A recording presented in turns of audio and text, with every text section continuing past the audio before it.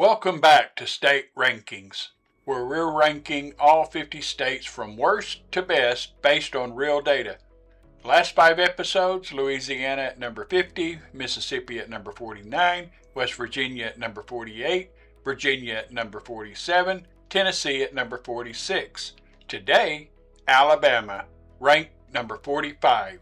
We're breaking out of the bottom 5, finally. Alabama scores 21.8 out of 100. That's still an F, still a failing grade. But Alabama is noticeably better than the 5 states below it. It's not good, but it's not catastrophically terrible. Here's the important context. Alabama is breaking out of the bottom 5. That's a psychological milestone. We've covered the absolute worst 5 states. Now we're entering the bad but not catastrophic tier. Alabama's story is one of deep poverty, terrible education, racial inequality, and limited economic opportunity. Alabama's story is similar to Tennessee's pockets of success surrounded by deep poverty. Huntsville has a booming aerospace and defense industry similar to how Nashville thrives. But like Tennessee, that success doesn't spread to the rest of the state. Birmingham is slowly revitalizing. The state has made some progress. The problem is that progress is incredibly uneven. Alabama's Black Belt and rural counties with majority black populations suffer some of the very worst poverty in America.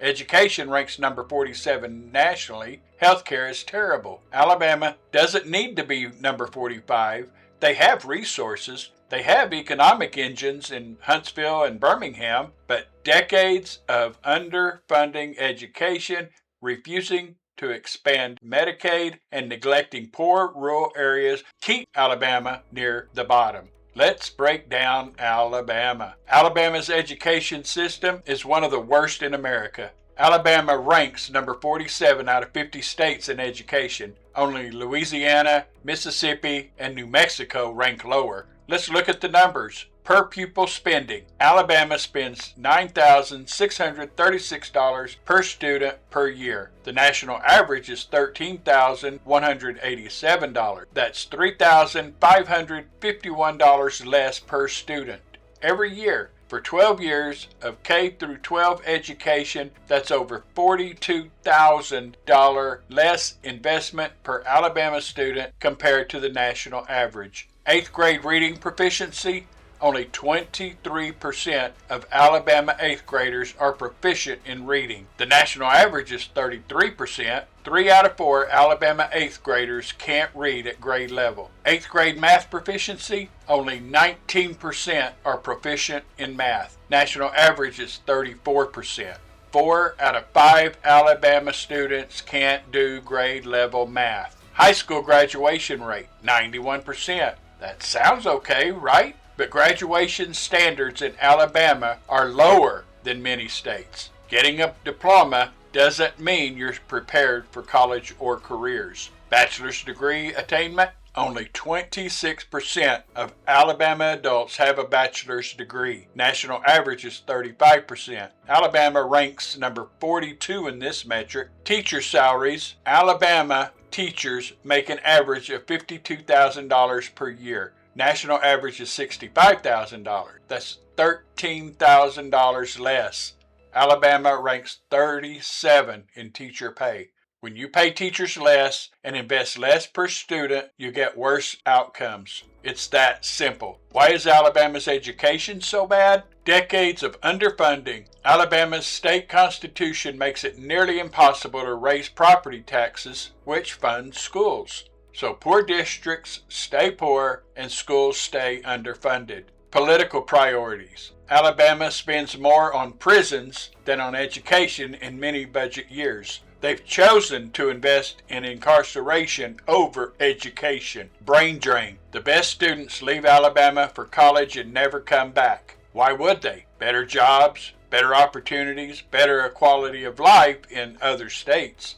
Alabama's education failure isn't just a statistic, it's a generational trap. Poor education leads to low wages, leads to poverty, leads to underfunded schools, leads to poor education. The cycle continues. continues. Alabama's healthcare system ranks number 46 out of 50 states. The uninsured rate is 11.3%. National average is 8.6%. That's 500,000 Alabamians without health insurance. Why? Because Alabama refused to expand Medicare under the Affordable Care Act. Here's how Medicaid expansion works. The federal government pays 90% of the cost to extend Medicaid coverage to low-income adults. State pays 10%. 39 states expanded Medicare. Alabama refused. The result? Alabama has a coverage gap. If you make too much for traditional Medicaid, but too little to afford health insurance, you're stuck. No coverage, no options. Alabama turned down billions in federal money that would have insured 300,000 plus people. Why? Political opposition to the Affordable Care Act and anti-government ideology. Rural hospital closures. 14 Alabama hospitals have closed since 2010. Rural areas have become healthcare deserts. If you have a medical emergency in rural Alabama, you might be an hour from the nearest hospital. Why are hospitals closing? Because uninsured people can't pay for care. Hospitals lose money, they close. Medicaid expansion would have kept many of these hospitals open by insuring more patients. Health outcomes. Alabama has terrible health outcomes. Obesity rate, 39.9%. That's the second highest in the nation. Only West Virginia is higher. Diabetes. 15% of Alabama adults have diabetes. National average is 11%. Maternal mortality. Alabama's maternal mortality rate is 28.4 deaths per 100,000 live births. National average is 17.4. Alabama mothers are 63% more likely to die in childbirth than the national average. Infant mortality. Alabama's infant mortality rate is 7.4 deaths per 1,000 live births. National average is 5.6. These aren't accidents. These are the results of policy choices. Alabama chose not to expand Medicaid. Alabama chose to underfund health care. Alabama chose to let rural hospitals close. And Alabamians are dying because of it. Alabama's poverty rate is 16.8%. National average is 11.4%. 1 in 6 Alabamians lives in poverty. Child poverty is even worse, 22.8%. Nearly 1 in 4 Alabama children lives in poverty. Median household income, $54,943. That ranks number 46 nationally. Only Mississippi, West Virginia, Louisiana, Arkansas, and New Mexico are lower. But Alabama's poverty isn't evenly distributed. It's concentrated in the Black Belt. The Black Belt is a crescent of counties across central Alabama named for the dark, fertile soil. These counties have majority black populations, a legacy of slavery and plantation agriculture. Today, the Black Belt has some of the worst poverty in America. Wilcox County, 31% poverty rate. Lowndes County, 26%. Perry County, 30%. These are Depression-era poverty levels. In 2026, why is the Black Belt so poor? Historical discrimination. After slavery ended, Black Belt counties remained economically dependent on agriculture. When agriculture mechanized, jobs disappeared. White flight took tax revenue and economic opportunity with it. Lack of investment. Alabama has never seriously invested in Black Belt economic development. No infrastructure, no industry, no opportunity. Education failure. Black Belt schools are among the worst in the state, which is already number 47 nationally. Without education, there's no path out of poverty. Alabama's economy overall is weak. The median income of $54,943 means Alabama workers earn $14,000 less per year than the national median of $69,021. Why? Low-wage jobs. Alabama has attracted some manufacturing,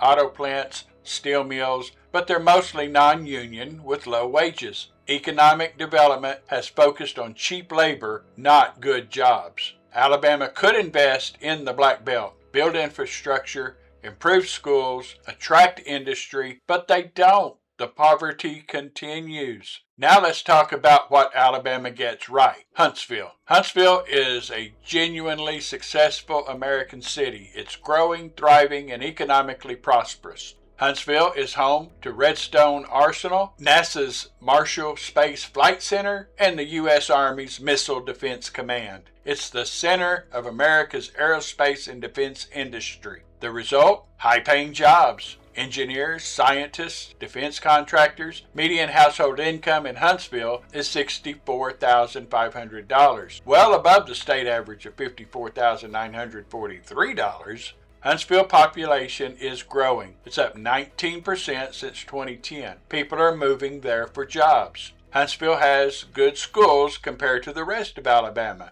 Not great by national standards, but significantly better than rural Alabama. Huntsville is proof that Alabama can succeed when it invests in education and attracts high-wage industries. The problem? Huntsville's success isn't spreading. It's an island of prosperity in a sea of poverty. The benefits stay in Huntsville. The rest of Alabama struggles.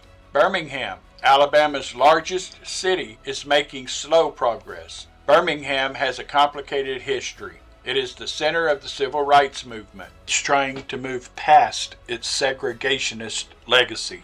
The city has invested in downtown revitalization, new restaurants, new development, a growing tech sector. But Birmingham still struggles with poverty and crime. The poverty rate is 22%. Crime rates are elevated. Birmingham isn't booming like Nashville. It's not failing like Memphis. It's slowly improving from a low baseline. Progress, but slow progress. All right, once again, fair is fair. What does Alabama actually have going for it? Affordability. Alabama is cheap. Median home price is $193,000. National average is $420,000. Your housing dollar goes incredibly far here. Cost of living is about 13% below the national average. Food, gas, utilities, all cheaper than most states. If you have a remote job with a coastal salary, Alabama's affordability is genuinely attractive.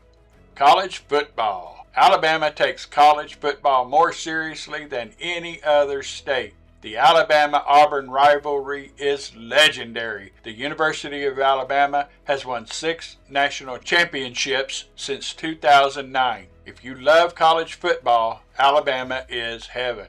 Barbecue. Alabama barbecue is legitimately world-class. Different regions have different styles. White sauce in North Alabama, vinegar-based in other areas. Dreamland barbecue in Tuscaloosa is iconic. Natural beauty. Alabama has beautiful Gulf Coast beaches. Gulf Shores and Orange Beach are genuinely nice. The Appalachian foothills in North Alabama are pretty. Space and Rocket Center in Huntsville is one of the best aerospace museums in the country. Alabama has genuine appeal for certain people, but that appeal is mostly about affordability, not quality of life.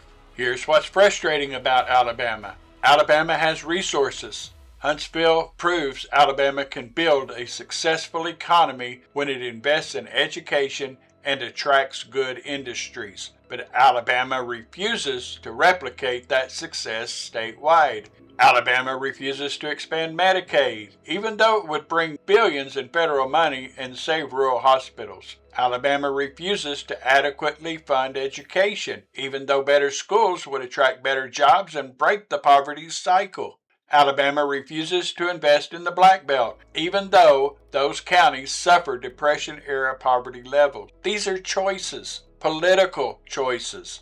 Alabama's political culture is deeply conservative and anti-tax. Raising taxes to invest in education or healthcare is politically toxic, so underfunding continues. Alabama's legislature is controlled by white, rural Republicans who represent areas outside the Black Belt. They have no political incentive to invest in majority black counties, so the Black Belt stays poor. Alabama could be number 38 or number 40 if it made different choices. Expand Medicaid, fund education properly, invest in poor regions. But Alabama's political culture won't allow it, so Alabama stays at number 45. Alabama's story is one of poverty, terrible education, healthcare failure, and racial inequality. Alabama ranks number 47 in education. Only 3 states are worse. Alabama spends $3,551 less per student than the national average. Only 23% of 8th graders read at grade level. Alabama ranks number 46 in healthcare. The state refused to expand Medicaid, leaving 500,000 people uninsured. 14 rural hospitals have closed. Maternal mortality is 63% higher than the national average. Alabama's poverty rate is 16.8%, 1 in 6 people. The Black Belt suffers Depression-era poverty levels of 25 to 30%. But Alabama has Huntsville, a genuinely successful aerospace and defense hub with good jobs and a growing population. Birmingham is slowly improving. The state has affordability and college football. Alabama ranks number 45 because it's better than the catastrophic bottom 5, but it's still failing overall. Alabama doesn't need to be number 45. The state has economic engines in Huntsville. It has federal money available for Medicaid expansion. It has the ability to fund education properly. But Alabama chooses not to. Political culture is anti-tax and anti-government. Investing in education and healthcare is seen as wasteful spending. The Black Belt is politically powerless and neglected. The people who benefit from low taxes, wealthy Alabamians, corporations, have the political power to keep it that way. The people who suffer from underfunded schools and no health care, poor Alabamians, don't have political power to change it. Alabama is the land of Huntsville success and Black Belt poverty, with a political system that refuses to spread opportunity. Could be better. Chooses not to be. Who should move to Alabama? Aerospace and defense workers. If you work in aerospace, defense, or engineering, Huntsville is genuinely great. Good jobs, growing industry, reasonable cost of living. Remote workers with coastal salaries. If you have a $100,000 plus remote job and want cheap housing, Alabama's affordability is real. Your money goes incredibly far. Retirees on fixed income. If you have retirement savings and want to stretch your dollar, Alabama is cheap. Just avoid poor rural areas with limited services. College football fanatics. If Alabama or Auburn football is your life, you'll fit right in. Who should not move to Alabama? Families needing good schools. Alabama ranks 47 in education. If you have kids, this is a terrible place for quality schools. Anyone needing healthcare access. If you have chronic health conditions or need regular medical care, Alabama's healthcare system is inadequate. Rural areas have no hospitals. Low-income people.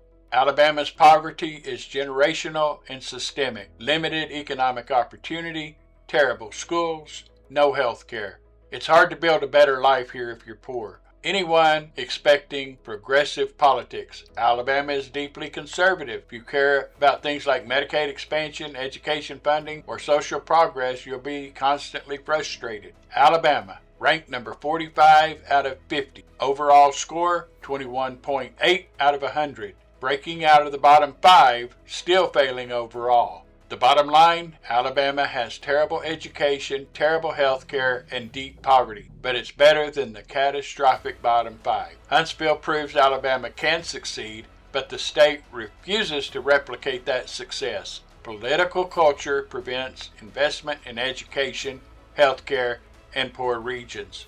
Alabama will stay in the bottom 10 until it changes priorities. Don't hold your breath. Next episode, we're climbing, but slowly. Subscribe so you don't miss it.